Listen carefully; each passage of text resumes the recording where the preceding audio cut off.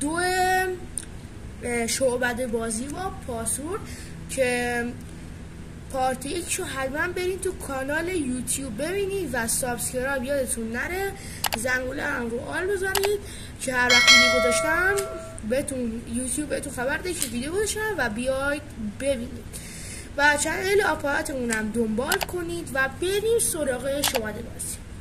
اول از همه بر میزنیم، اوکی؟ اوکی؟ و این دست کارت میزنیم اینجا، اوکی؟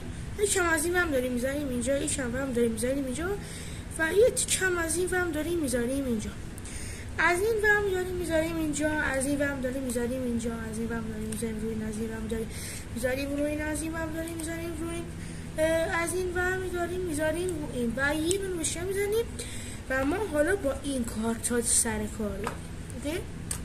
این کارت ها رو همه رو جمع میکنیم، اوکی؟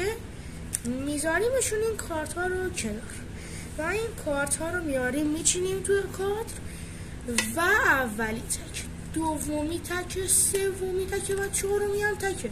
ببینید اگر شعبده بازی خفن میخواید بگید حتما تا آخر ویدیو همراه ما باشید.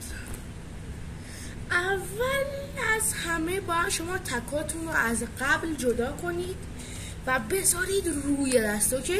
جوری که بیننده نفهمید شما قبل. حالا چجوری بر میزنید؟ ببینید جوری باید بر بزنید، ببینید که بدونید که هنوز تکا روی این دسته، مثلا اینطوری بر بزنید که تکا هنوز رو باشن، اوکی؟ که قاطی نشن، اوکی؟ شما 4 تا دسته میچینیم، میدونیم که ما تکا از اول ما نمیذاریم، میدونیم که تکا تو این دسته است. همینطوری علکی میگیم اینو بذار رو اون، به این نمیگم، اینو بذار رو این، اینو بذار رو اون، اینو ورده بذار رو این، اینو ورده بذار رو این ورده بذار رو این.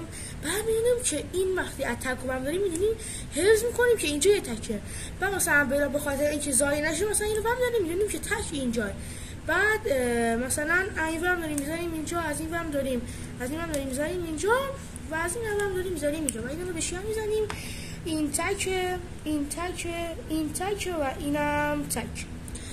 اگر تا اینجا ویدیو دیدین و حال کردین حتما یه سر به کانال یوتیوب و آپاراتمون بزنید.